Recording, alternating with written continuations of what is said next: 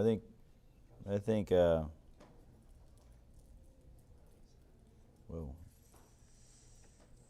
test. I'm not muted, but that's okay.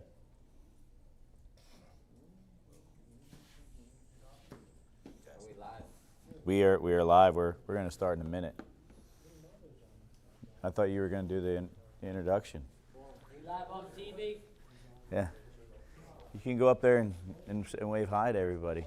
Go ahead, Jesse. Go up and wave hi quick. Bobby just set this up. I have you muted on here. We're live.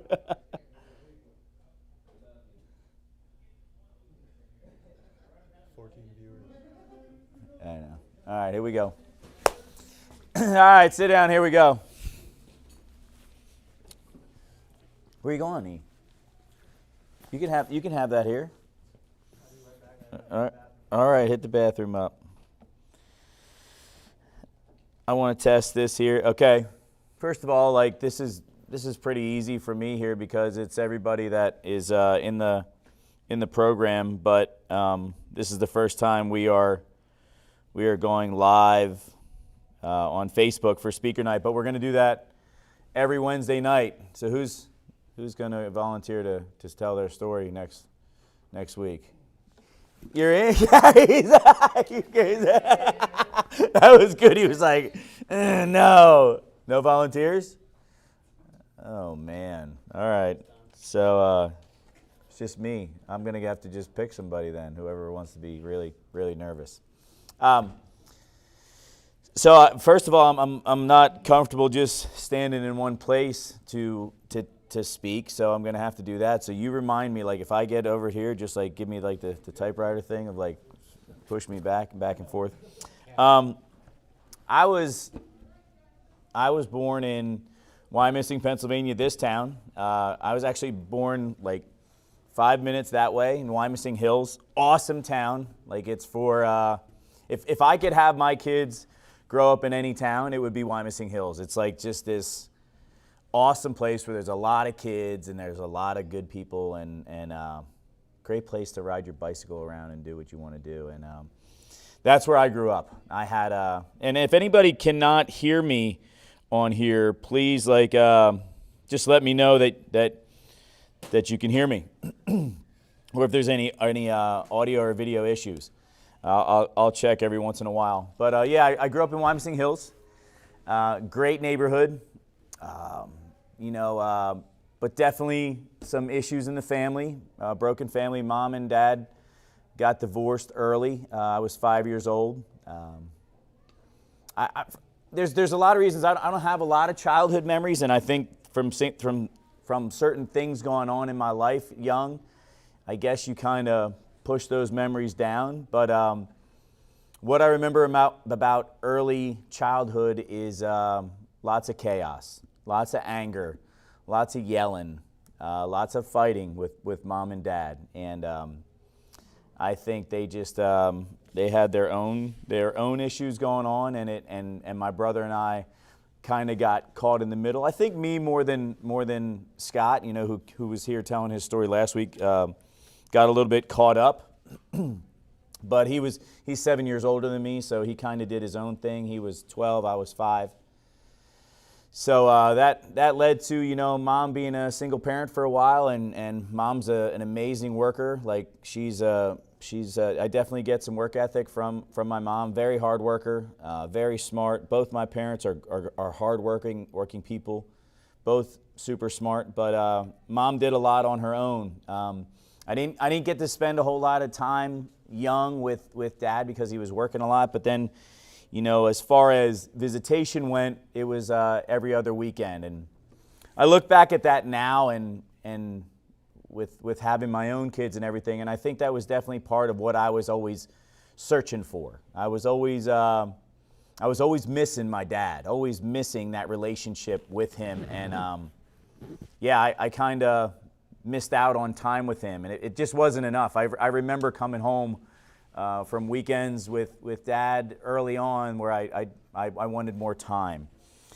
So with the conflict with those two. I always felt like I was trying to keep them happy, to keep them. I got to still a little more room, though. I wanted them both to be happy, and I felt that was my job as a young kid. I kind of looked at it all as my responsibility whenever they were both in the same building to keep them both happy. And it was this weird thing where I thought I controlled that. But I got older, some things happened, and I don't want to go into the details of what happened with childhood stuff, but like I think a lot of us in this room and a lot of us that end up where we do, gone down the path of addiction and drugs and alcohol, are trying to fill a hole. And I definitely had these holes in me from childhood of missing parents or kind of some things that went on with parents. And I was always trying to fit in somewhere, and I was always trying to find that next friend that would be a real friend. And I was the neighborhood kid that really never went home. I was always out on the street riding my bicycle, and then got a little older, was always skateboarding or rollerblading. I was always doing something. I was always running. I was always going fast. And I never wanted things to slow down. I definitely had some things at home that I didn't want to go home to. I didn't have a real safe feeling at home as a kid. I remember feeling that way. So I just stayed out as much as possible, and things stayed together pretty well for me. I suppressed a lot of the things. There were some abusive things that went on that were physical, sexual, and I suppressed them with being the joker.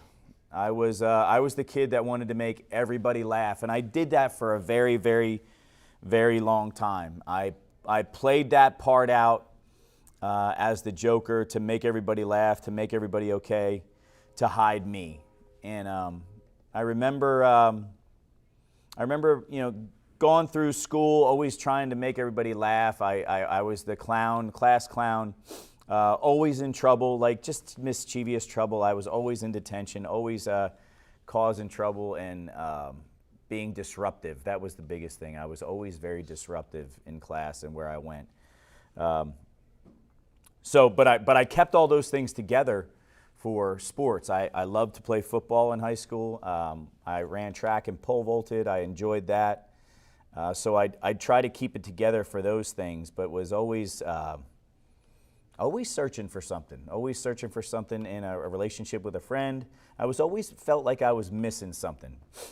Early on, my brother left, and I felt like I was alone then because of the chaos with the family, because of the anger and the fighting in the family. And, that was a big downward spiral for me is when my brother left, went into the Navy, and because he was like my best friend and the one that I looked to for protection, kind of. So I kind of felt scared. I was always this scared little kid, but it came out in wrong ways, either as a clown or trying to be this tough guy that I wasn't. Always trying to start fights and do things that really had nothing to do with who I was, but more to mask who I was running from. And I was a scared little kid.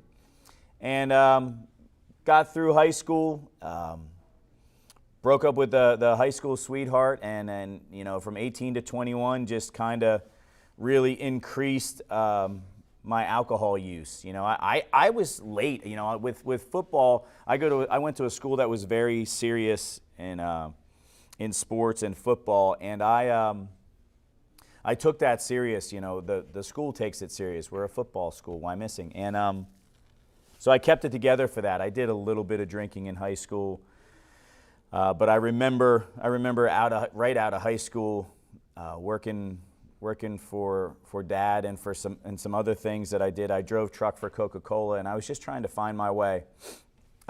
Still always searching and running. Still searching and running from something, and I couldn't put my finger on what it was because I just pushed that stuff down, and I kind of ignored it for a long, long time. And I turned 21. And when I turned 21, my entire world changed. I jumped in headfirst to a cocaine, meth addiction, really, really aggressively. I, I, I, we did that. It started where it was a Friday, Saturday, Sunday thing, and then it grew quickly because I finally found people that I felt like I connected with. I felt like everywhere I went that people were doing that and I was doing that I found my tribe. I found my people that weren't maybe judging me or that I was scared of. I felt comfortable around those people. And what that did to me is led me to want to sell drugs. So I remember, starting to sell weed with a friend, and then I quickly moved into cocaine, and then back then, like, that was the drug, and as crazy as it sounds, I did a lot of fun things. I want to tell everybody, like, I look back at those times, and I want everybody to understand, yeah, I did have certain fun with dealing drugs and going to partying, and I looked at it like it was a whole lot of fun because I grew up where my parents were always partying. Partying was glorified in my family, and it was like the thing to do. And if you couldn't keep up, you were made fun of. So you had to reach a certain tolerance of drinking around my family, I felt like, and I could do that. I always could do that. And so I went to every party, I went to every club trying to prove a point. And still lost, but I had found kind of this comfort zone of dealing with my childhood and dealing with the questions of my childhood and why this happened with parents and step-parents and why I felt like I was never good enough. And that started to come out the more I used and the more I got high and the more I ran and the more angry I got. I started to get... I was this kid that was just so soft and like I was aggressive, but I was like this smiley, fun-loving kid. And by the time I was 21, 22, that was gone. At 21, I just started to get in trouble in bars, bar fights, stupid stuff. But I still viewed it as fun. I'd call and leave a message from jail that I wouldn't be in for the next couple days because I was locked up, or I did this again this weekend.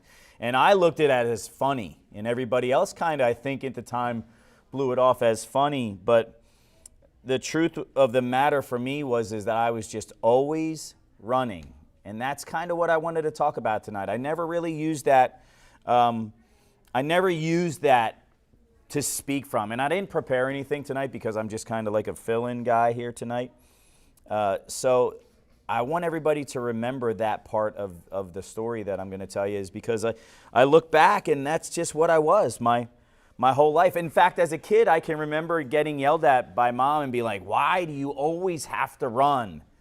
And I look back and it makes a lot of sense to me now of why I always had to run, because I hated what the truth of the situations I was in was. I did not like our situation. I didn't like certain things that went on in my house. I didn't feel safe at times. And I didn't like my situation, and I was too scared to talk about it, so I ran from it. It wasn't like it wasn't this home where that some people that we deal with have, where it was like everybody was getting high. It was more of this just party scene a lot of the times. And then I spent a good amount of time as a kid in Atlantic City and walking around there, seeing a lot of things that I didn't want to see, At a young age, I was walking the streets of Atlantic City at 11, 12 years old. And the really good part, and that's what I try to do in my story, is look back and say, okay, like, yeah, You all get the stories where people come up here and they blame everything on their childhood, or they blame it on parenting, or they blame it on, and that's great. But I also look back and look at my situation of independence and the things that I went through. And if I'm going to look at the tough side of that, I also have to look at the positive side of what I went through. I got to see a lot of things in Atlantic City. I got to see a lot of things when we were at the parties and doing what we were doing. And I learned a lot to be independent, which in today's time of the people that I get to help, I really notice that there's a lack of independence. But the running and us running is the same. You know, I gravitated to homeless people at a young age in Atlantic City, and I would give all my money to a homeless person to just get them food and to sit with them, and they would talk to me. And I had a crew of people that lived under the Trop World Boardwalk that knew me when I would come, and I would buy them food, and they would sit and talk to me. And again, I had this feeling that I found people that accepted me for what was going on, or who I was, or whoever or that would just actually take the time to sit down and talk to me. And I think that's a big thing with parenting today, that one of those parents really has to connect and talk to the children, and I think that's missing. So I enjoyed when people would talk to me. I enjoyed hearing about things, and don't get me wrong, I saw a lot of things that I shouldn't at a young age in Atlantic City. I was offered drugs. I was offered drugs that I had even no idea what they were at 12 years old, and I stayed away from it. I had figured out that by that time that mom and dad's issues came from drugs and alcohol. And a lot of that was connected, so I really tried to stay away from it for a long, long time, because it was part of the angry part for my mom. I think my mom felt betrayed by the alcohol and the drugs, and so I really did a good job of staying away from it, because I didn't want to hurt mom anymore with the drugs and the alcohol. But then 21 came along, right? And I have this past of this childhood of this kid that was always running, always felt betrayed, always really, really scared. I was a scared little kid my whole life. And at 21, I didn't just run anymore, so that flight now became what? Every time I went somewhere, it became fight. So every time I was in a situation, that flight part of me just was like, no more. I'm not running anymore. I'm going to stand and fight. And I became an aggressive dude. And everything that I prided myself on now became this aggressive side. So I'm doing what I'm doing, and I meet this girl that I adored, and I got a phone call at the time, and that she was pregnant. And man, I remember being where I was, because it was a big shock. I think I was 23 years old, you know, and I really was into her. Like I really found someone that I enjoyed being with, and it was like a chase for me. So, and we all know at a young kid what young kids do with that. And Alexa was born, you know, 9 months later, and we had gotten married, and it was awesome. She was just like, I had all these new reasons to do the right thing, but I got in the way again, and I started running. So what I did realize at a young age is that I didn't know how to be a dad. I knew how to pretend, I knew how to provide, I knew how to make money. I was working in the family business, but I didn't know how to be a dad, and I think that's one of the first things I ran from when I started dealing with issues. I was in counseling, marriage counseling, when we got married. That was a tough situation. Two young people that really didn't know themselves, and both had some baggage and some past pain, and you know, I just blew it up. I did horribly. I was a horrible husband. I was a horrible person. My addiction went from, you know, 3-4 days a week to every day, very, very quickly. And like I said, I don't want to talk about that, but there wasn't many drugs that I didn't do and that I wasn't a part of. I was what you call a garbage head, and I'd do anything. So yeah, we have our second child, and I'm still being an idiot and just running and not doing what I need to do for my family, and I'm scared, and I'm making all horrible choices, selfish, manipulative choices, and out comes Demi. Demi's born, and I really screwed up during that time. That was one of my most shameful times. I remember being in the hospital and having to really, I remember counting the pills that I had to get through that time in the hospital, and I don't know what my fear was about, but I remember waking up after she was born and the nurses saying, like, did he have the baby or did she? Because I was just out for a lot of it. And I felt all this shame for being a person that was just constantly running from any responsibility. And that's what I did. So from 21 to 20, I don't know, 6, 7, I don't remember the times. I don't write that stuff down. But I went to rehab for the first time because I had become what they call homicidal. I had a situation as a young kid where there was some sexual abuse in the neighborhood with neighborhood kids, and what I had done is I had found out where those kids lived. Those were older kids in the neighborhood, and I'm 26 years old. I'm involved in a family business, and I'm doing a lot of different drugs. I'm taking ADHD medicine, and I'm snorting it, and then I'm using a ton of Valium and Xanax at night to come down. And then I'm smoking marijuana, and I'm taking Oxy with whenever I could get it. And I went crazy. I really totally just mentally started to hear things, started to have the paranoia. ADHD medicine, if you don't know, when you break, it's straight meth. And I wasn't, it was time released, right? So I was just blasting it all at once as much as I could get. And I was doctor shopping here in Delaware, and I would go down there to pick up a bunch of pills, and my family wouldn't know, and I would do all these crazy things to keep my addiction going. But I had reached this point where I was now obsessive about killing the people that did what they did to me as a kid.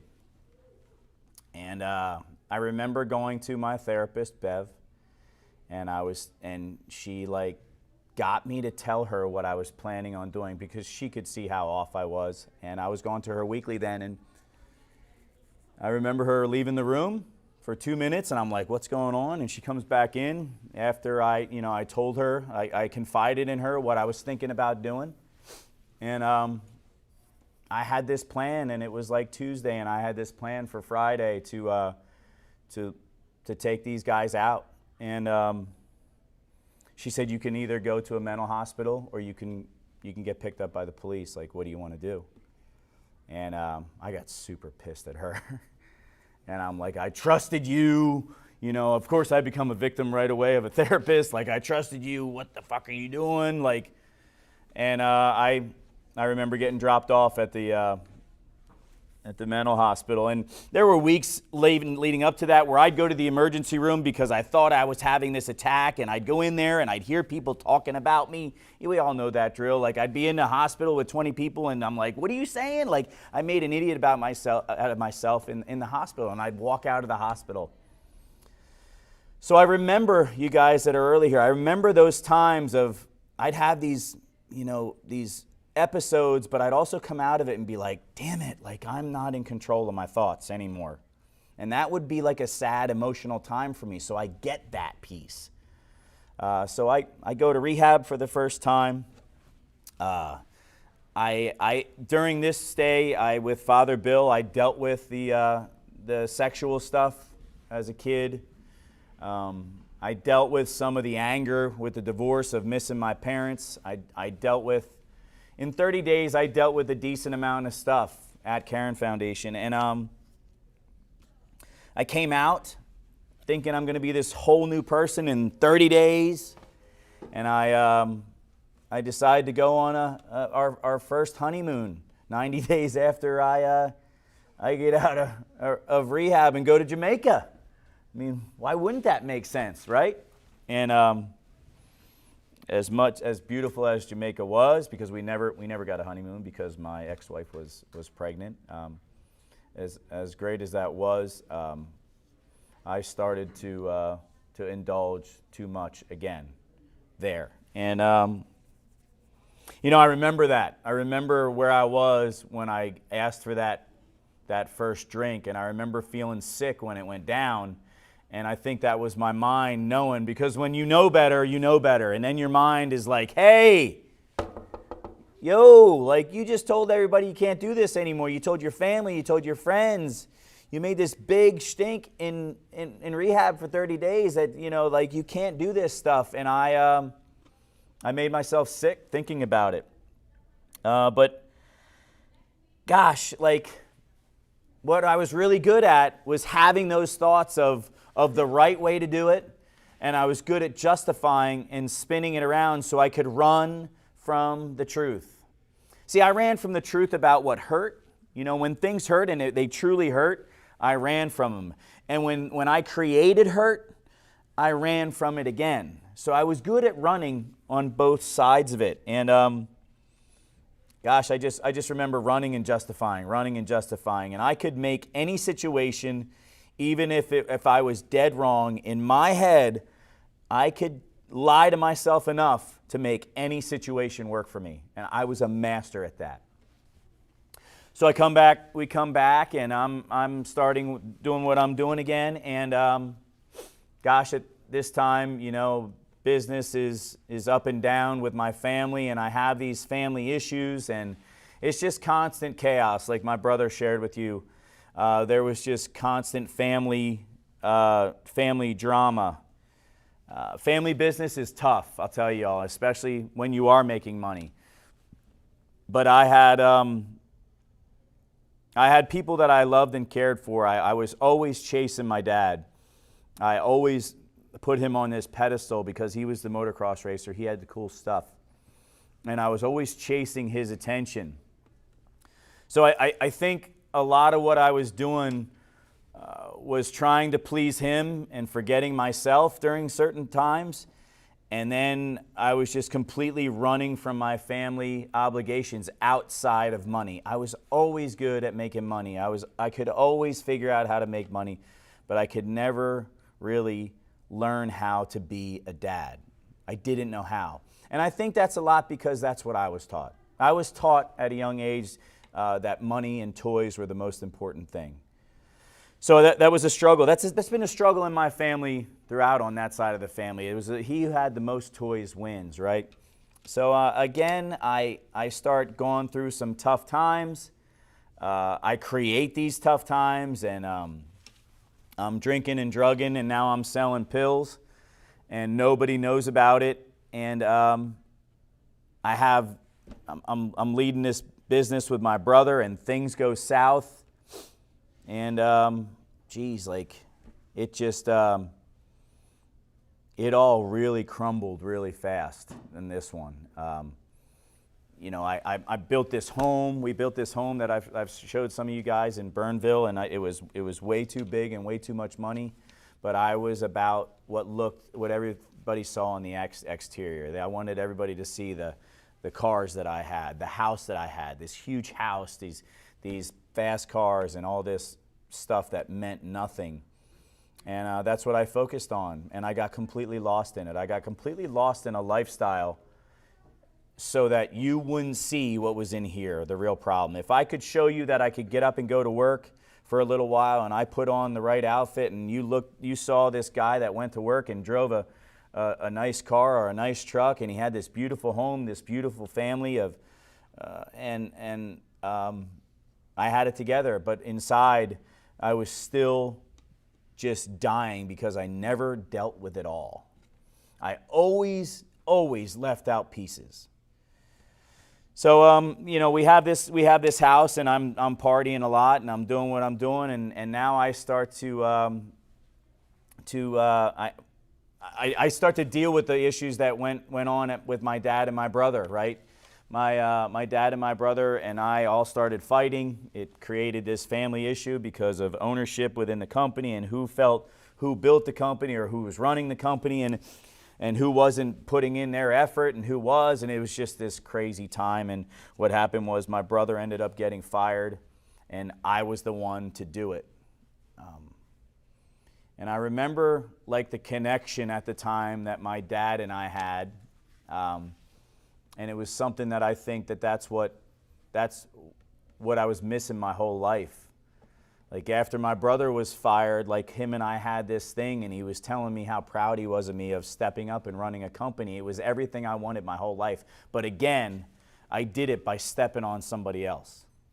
I can't tell you for sure that I was manipulated to do that because I was a grown man. But what I know is that I was, again, running from the truth. And all I wanted to do was feel better about my dad and my relationship. And that didn't last very long because I figured out the truth again of that I think I felt like I just got taken advantage of. And I saw the handwriting on the wall of not having my brother in my life. My mom wasn't in my life. And I have a son now, another son now, and it's still chaotic and crazy. So now I just ramp it up even bigger. I am just now drinking during the day. I'm using drugs to wake up in the morning. I'm using drugs to go to sleep. And this became an everyday, all-day thing. And again, I just constantly ran. I had the ability to have everything, but I didn't know how to handle it, and I ran from it. So I move out of my home because I wanted to go party. I wanted to be unfaithful. I wanted to be a cheating scumbag like I was. And nobody could tell me anything. Nobody could stop me. I was scamming banks. I was scamming supply houses. I started another business. And I was booming, and I didn't get paid for a couple jobs, almost $300,000, and I just stiffed everybody. And then I ran from that. I have this credit report that you look back 15 years and you're amazed that somebody would give a guy like me that was just this scared little kid that was pretending all this money, and I screwed everybody. I hurt everybody, and I hurt everybody bad. Not only did I hurt the people that were working with me to build my business, I hurt our employees, I hurt my family, I hurt my kids. So I ran. I ran and got a friend to give me an apartment. And I remember being in that apartment trying to keep it together, and I just couldn't. I couldn't keep it together. All I had was my bed in this apartment, and I had a tent to pretend like I was going to have my kids over, and the kids were going to have this great time in a tent inside a house. And it was just this crazy delusional story that I was this dad and that I could be this person. And I lost that house, and I ended up in a parking lot. And that's where, for me, finally, I remember I had this, back then it was a flip phone, and I remember looking at everybody that I had hurt, and I had nobody else to call. So I stayed there a couple days and lived in my truck, and had nothing. I was done. So I found my way over to a halfway house that you guys have been around, Easy Does It. And this time, after many times of trying to get sober, I reached this point where it was like, okay, I was either going to change or I just wanted to kill myself. I had thought about it so many times in that apartment I was in, and I couldn't do it because at the time I was seeing a counselor that he would just yell at me like, your kids will never get over this if you kill yourself. Your kids will never, because at the time I truly believed that I was way better off. My kids, my family, everybody around was way better off if I'd be dead. That's how sick I was. That's how self-absorbed I was. So, I ended up going to Easy Does It, and it got worse because I had stopped the drugs and alcohol, and I told them lies to get in there. But I was just, I was at this point, and I think, if I remember correctly, it's like 6:30 in the morning. I got a knock on my door after being there 4 days, and I had truly stayed up all night just being obsessive about my thoughts and trying to develop a plan to end it. And they knocked on my door, and I opened the door, and I was sober, but I was nuts. And he's like, your ex-wife has called and said that you've discussed ending it, and you need to get out of here. So I went away again. And I was a mess. So I packed up my stuff and I went sober to rehab again. I did it so good that I got a scholarship to rehab. That's good when you get a scholarship to rehab, full scholarship to rehab. And I came out of there like a different person. I shouldn't say a different person. I had a different outlook of what I wanted to do. I'm 33 years old. I lost absolutely everything. I lost my family. I lost the houses. I lost my vehicles. I literally had nothing. And this is in 2007, and I called a friend that was always a competitor, and I went to work for him, and I said, I'm just going to work for a little while, and I started to put one foot in front of the other and do some things different. So I stopped using, I stopped drinking, I had hit rock bottom, I lost everything. I hate when I say that, because really I gave everything away, I gave it all up, and I thought I had this new outlook on life, and I started going forward. And I did. Moved to Delaware to help somebody build a business, and and that's where I really started to see that I was capable of changing, and that if somebody was in my life that wasn't going to put up with my bullshit, and that's the first person ever in my life that I found in Tim that did not put up with my crap. He told me how it was, even when I threatened to beat him up. And he loved me enough to tell me the truth and to told me that, yeah, you're clean and sober right now, but you're still a scumbag. And the thoughts that you have and the way you go about your life, you're still living a certain lifestyle, and it's not going to work. So I remember getting a phone call. I was in Delaware, and it was my ex asking me to not be a father for one of my kids anymore, and I just literally packed up my stuff. I hung up and I said, I'm coming home. And I packed up my stuff and literally left half the stuff in that apartment. I moved home with a friend, and was trying to be a dad. I was trying real hard to do all those things. And again, all of a sudden, I'm working for a place that's building Planet Fitnesses, and all these things are snowballing. I'm training. I'm training in a gym to deal with some of the physical side of me that I needed to get out. Jiu-jitsu and MMA, and I'm having this great life, and I go through these injuries, and I get hurt, and I start racing, and I start doing all these different things, and I'm really trying to be who I intended to be. But there was still this piece that I felt like I was always running from. Like I either had to run, I felt like after work I had to run to the gym to deal with my stuff so that I could get my head kicked in for a couple hours a night to deal with because the physical pain was easier to deal with than the emotional pain. And then, racing, I was just all in and trained every day, and I just was always running to something. So I start my own business, and money is great again. I find this beautiful girl that I wasn't looking for, and Krista, and my wife. I have time with my kids. We find this house, and man, like, life's pretty awesome. I have a new home. I have a new wife. I have great times with my kids. And again, it still wasn't enough. Again, I'm still running. I'm even helping guys get sober in AA. I'm building apartments in my house to house people, and these things are going on, and I'm still angry.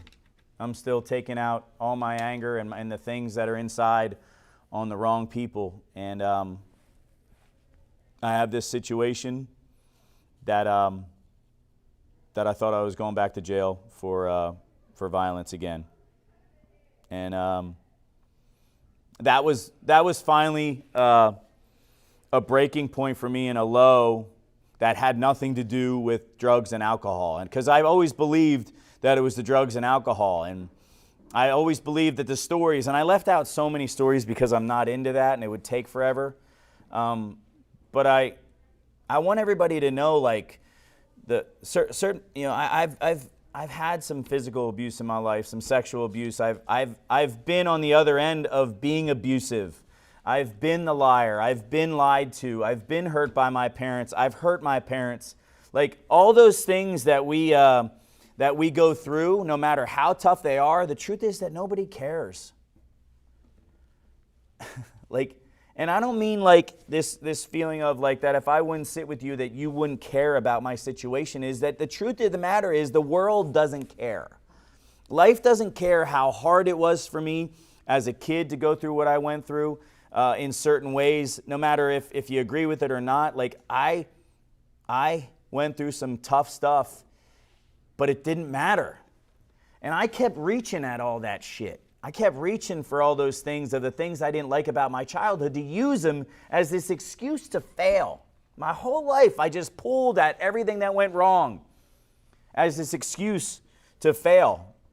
And I got to tell you, like, anybody that's listened to it, it doesn't mean anything. It doesn't matter. Nobody cares what you went through. The only thing that matters is today. And after this situation happened, I got in the car and realized that none of that stuff that I wasn't dealing with mattered anymore. I needed to let my story go. Like, I carried this book around with me everywhere, this short story of my life and of the pain and of what went on and what I didn't agree with and who I hurt and who I didn't hurt and who hurt me. And it was like this story that I just lived with constantly. And I carried it everywhere. And as long as I carried this one, I didn't have to write a new one. I could look back at my old story, and that's all the story I needed. And I finally reached this point where I recognized in a car on the way home with my wife driving and her saying, "Why did you just do that?" And me saying, "I don't know, but I'm angry and I'm fighting again and I'm doing things that I shouldn't." And it hit me like, your story doesn't work, man. Like, you need to write a new story. But the problem was at 36, 37 years old, 38 years old, sober 6, 7 years, clean and sober. That's what I was striving for, having all the money in the world that I needed. I had everything I needed and a lot of things I wanted, that I didn't know how to write a new story. I knew how to go to work. I knew how to be aggressive. I knew how to get up whenever I needed to, work till I need to. But I got in the way of everything. My story, my little short story that I wrote for my excuse to fail and my victimized story was what stood in the way of me becoming a real man. And I had to face that. I had to recognize that the story is what's held me back. And I really, I had a lot of emotion. You know, it's the most emotional time in my life, believe it or not. Stone sober, wondering, thank God I didn't, nobody called the cops. They said they were calling the cops after what I did. And I just needed more. And for me, that more meant that I had to try another faith. And for me, that meant for me to try to go to church and to develop a relationship with Jesus. Because I needed something more that I couldn't do on my own. And that's what I did. I took the advice of some people that loved me and said, okay, like, this doesn't work for you. I always told everybody, don't talk about Jesus. Don't talk about any of that stuff with me. And if you did, I told you to get out of my face in an aggressive way, because I was scared again of the truth. I ran from the truth in everything I did. Running. So I started doing this. I started looking at myself. I started reading a book, the Bible, the New Testament, of how he lived, how Jesus lived, and how I could follow him. And I went through this emotional time, and I decided during all this and in the middle of all this that I needed to completely change my life. I needed to not be a contractor anymore. I needed to not be a builder anymore because I didn't like who I was in that. I decided that I just wanted a totally different life. So I asked my wife, I said, look, I want, everything all right? I want to completely put all our savings and everything we have and help people. So I jumped into motocross and helping a guy named Nico Izzy. I called him. He was in and out of jail, and I, months, maybe 6 months or maybe less after I just have the biggest screw up of my life, not the biggest screw up of my life, but this eye-opening situation in my life, I decided to help somebody. And I did that because I felt like there was this 20% piece. You guys hear me talk about that 20% piece all the time. I felt like I couldn't fix that last 20%. Yeah, I could go to work. Yeah, I could have things. Yeah, I could put on a show. Yeah, I could be 80% honest. But the 20% that gets left there, I just couldn't deal with on my own, so I needed help. I needed God to do for me what I could not do for myself. And so I started down this road. I started helping people. We went on the road, and this program has turned into something that I never believed it would be. I'm proud of myself today. I have 7 children that I love unbelievably. I have my baggage with my children that were around when I was doing what I was doing, and I accept that. I don't like it. It hurts. I don't have a relationship with my father. I don't have much of a relationship with my mother. And I believe it's all, I don't know how else to put it, but it all stems from how I used to handle things and the effects of what drugs and alcohol and people running from life in my family did, and all the pain and all the issues. And there's a lot of people in my life that I wish were in my life. But I'm not hurting from that. I'm not using that as this reason to go backwards. I have people that I love and miss dearly every day, no question. I miss my children that aren't in my life more than I miss anything. And the truth is, I miss my dad and my mom. But the difference today is that that's okay. Just because I miss somebody or just because I'm hurting, that doesn't mean I pick up my story and I whack somebody over the head with it. It doesn't mean that I blame everything on them. I own my part in everything. And I have a part in every relationship that I have. And why am I telling you this? Well, I'm telling people this because, my life is full of joy and peace today, not because I don't have problems, not because I don't have issues, not because I don't have pain. It's because of my perception of that pain and my belief in God, not because of me. Because if it was left up to me, I would go kicking doors, I would go put my hands on people, I would go impose my will on everybody to try to get what I want like I always did, and I'd fail, and I'd feel miserable, and I'd feel guilty, and I'd be stuck in myself, and poor me, and I'd try to do everything my way. And I'm done with that. It's been a long time since I've had a situation that I've dealt with that was painful, that I handled really, really the wrong way. I can tell you that I wake up a lot of days and I miss somebody. But I also recognize that I did it. And I did a lot of things wrong. And who would I be to judge anybody for parenting with the way I parented, the way I parented?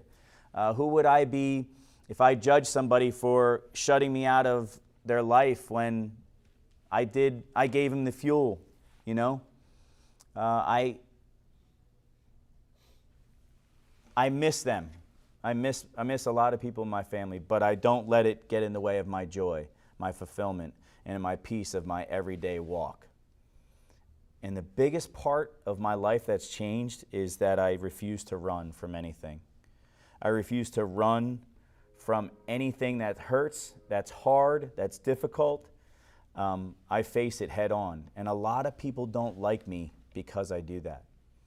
I don't take shit from anybody. I still love Jesus even though I do that. I do my best to follow him and love him. And the truth of the matter is, I think the most loving thing I can do is tell people that are like I was the truth and allow them the opportunity to change. My new addiction is self-reflection and growth. Everything I do, I reflect on because I know who I am when I don't. My new addiction is dreaming and being this visionary of a person that I dreamed I could be. Like putting into action some of my visions and actually executing instead of just talking. I was always this big talker, but I would never put one foot in front of the other to go after something that I wanted. And those days are over. And I love the journey of what I do. And sometimes I get caught up in my goals where I have to stop and recognize the journey. But like all these things that I'm talking to you about, like everything I'm going over, like they're just part of life. Like you all are going to get kicked in the ass. You all are going to be brought to your knees. There's stories that I left out of what family did to each other and what I did to my family and what they did to me that would literally blow your mind. Like utterly, the betrayal in my family would blow your mind of what we did to each other. But I refuse to perceive it any other way than that this is part of my resume. And if I can go up to a guy that's lost, that's totally screwed over his family, that ran out on them when they needed him most, I can sit next to a guy and say, yo, I did that too, and here's how I stopped doing that. I stopped saying I'm sorry. I stopped bullshitting everybody, and I put one foot in front of the other, arm in arm with another dude that needed help, and I walked forward. And that's how I look at everything in life. I dream big, I think small, and I go for it every single day. I challenge myself as much as possible, and I think my biggest flaw today is that I don't slow down to recognize the progress that's being made. But man, what I tell everybody is like if my biggest flaw is not looking at what I'm doing as this great thing and recognizing that the journey and maybe slowing down enough, if that's the biggest flaw I had, I'm far from where I used to be. And I tell you guys all the time, like my scales were tipped so far in wrong for so long that I feel like I have this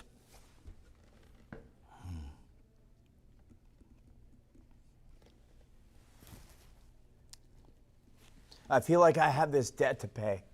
Like I don't know if the scales will ever be even for me, and I don't know if that's right, wrong, or indifferent. But I know that I went through some things in the last few years, the last 6 years, when I got hurt and I couldn't walk for 2 years, and my wife is next to my bed and I'm in this induced coma, and I wake up and I get a chance at that, and I start to walk and use my arm, and then I get diagnosed with cancer, and I get undiagnosed a month later, and my family's just elated, and I have all these amazing things happen to me over the last 5 years that I keep getting these second chances, and I hear like, yo, I'm not done with you. Like that creates this like drive for me to be thankful. And that's what I want to close with. Like that's what stopped me from running. Being thankful for what I have. I was running after more. I was running after feeling a new way. I was running from feeling this way. And the truth was my feelings were never facts. My actions were. And today that's what I focus on. Today that's what I make the program about. It's our behaviors. It's not our feelings. What do I say? F my feelings. Because I want to show you how I'm going to act. And a lot of why I get up every day and do what I do so aggressively is because I don't remember that scale of being tipped the other way, of being a scumbag, being a loser, running out on my family, like just doing all the terrible things I did, hurting people physically, emotionally, using women, abusing women the way I did. Like I don't forget any of that. So I make sure now that I tip the scales as hard as I can the other way and go as hard as I can towards a morally right path. And for me, that means being next to a guy in recovery, whether he's recovering from one addiction or another, or just a person that's so lost and broken that they don't know who they are and they have no hope and they want to die. And I know I need that every day in my life in order for me to feel whole. And I've dedicated my whole life to it. I wouldn't change a thing. But I just hope that if you recognize anything, is that running doesn't work for us at all. We tried it that way. And it's okay. I was a guy that had tons of money, and I had to come into rooms and listen to people that had nothing. And my belief was that if you had nothing, you couldn't teach me. But I've learned so much more from people that were lost, had nothing, and maybe had zero in the bank than I ever learned from a rich person. And that was that I just need some faith in God. I need to work real hard, and I need to love everybody that I come in contact with. I don't need to use people as a tool to make more money, to be more efficient. I've really figured out this way that works for me. And that way is being fulfilled every day. And I'm thankful that I get those opportunities. And me being thankful for what I have keeps me from running. I can't be thankful. I can't be full of gratitude and run. I can't be thankful and be miserable. I can't be thankful and be angry. The two don't live in the same house.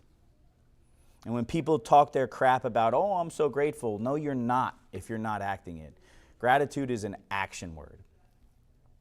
And I don't know, I want to make sure that everybody understands that life's the same for everybody. Pain is happening for everybody. Some may perceive that they have more pain than others, but it's really all relative. If you're going through it, how you looking at it? You're going to let it kick your ass the way it did before? You're going to run from it, or you're going to run through it? And that's how I handle life, and I hit everything head on because I know the other side of me is just not somebody I'm proud of. I'm not proud of a lot of things I did. That's why I don't think it has value for me to sit up here and talk to you about the depths of what I did to my family and the cheating and lying and manipulating, because I did it all. I did it drunk and I did it sober. I lied sober at times. And lying to me was just another form of running. So I tell the truth no matter what. And I'm like vested in it. And I feel like I'm this vessel that I'm not scared to tell anybody the truth, no matter what's going to happen. And I hope that that becomes contagious in this room, because I know if you all stay in the truth, if everybody that watches this and you stay in the truth, not your truth, but the truth, there's a difference. And you really work hard and you make your life about something that's far bigger than you, life is going to change, because it did for me. And if I can do this for the things I've done to people, the way I've hurt my kids, the way I tore people apart, and the way I physically, emotionally scarred people, if I can do this with the stuff I have back then, anybody can do it. And that's really all that's really the goal, is just to do the best I can every day, for one sunrise to one sunset, and start over again. And I'm truly this life that's changed through gratitude and behavior. Like I want to be a man with integrity today. I want you all to trust me. And I was never a trustworthy person. So that's a miracle in itself that anybody would trust me to come here. Like, there's times where I have to I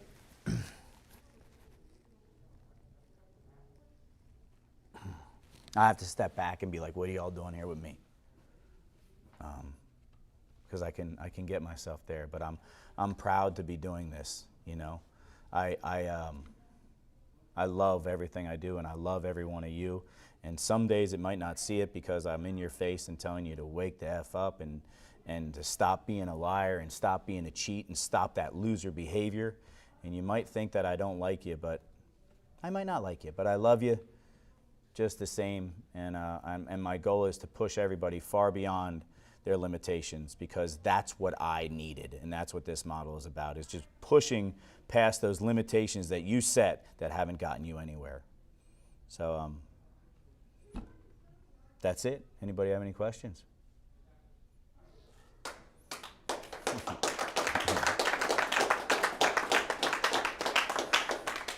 Go ahead, buddy. I did want to say, awesome story, and I don't know if you know this, but I can relate to you in a big way. Mhm. A lot of subjects that you touched there. Like, I see myself in the conversation that you're bringing up.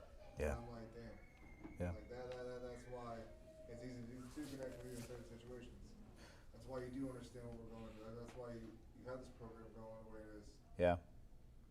And I just want to say that it's like, you know, And that's the whole goal, Wayne, is that I'm relatable. Because if I sometimes people stand behind a podium, or they're this person that everybody looks up to. I don't agree with that. Like, don't look up to me. Like, look way past me. But all I want to do is be the one walking with you, not the one above you. And sometimes that can get twisted when you stand behind this and you give advice. I need to be just as vulnerable as I'm asking you to be, and admit my flaws. And some days I think that I get more from you than you do from me. And anybody that tells you any different, that's leading anything, is lying. Because nobody has this life part figured out, no matter what they say. And in fact, the ones that tell you they have it all figured out are really the ones that are super lost. I don't have this all figured out, and I want to be relatable to you. I want you to know that I still mess up, but that it's okay as long as I keep going forward and I don't stay in it, and I don't become a victim of anything, that I am a victor in everything. And I just keep rolling and I keep looking forward, and I want to be relatable. That's what I want most, because I want this to be attractive to you. I want this whole life to be attractive, Anybody else? Go ahead, man. I just wanted to say it was a good story. I can relate totally, and I'm glad I'm walking it with you. Yeah, me too. Me too. Thanks for being here. Anybody else? All right, y'all. We're cutting this thing off. Connor, you shutting her down? Jesse, come up here and say bye. You opened it. You have to say bye. We'll see you. See y'all. You done? Still live. Connor, you done? yeah.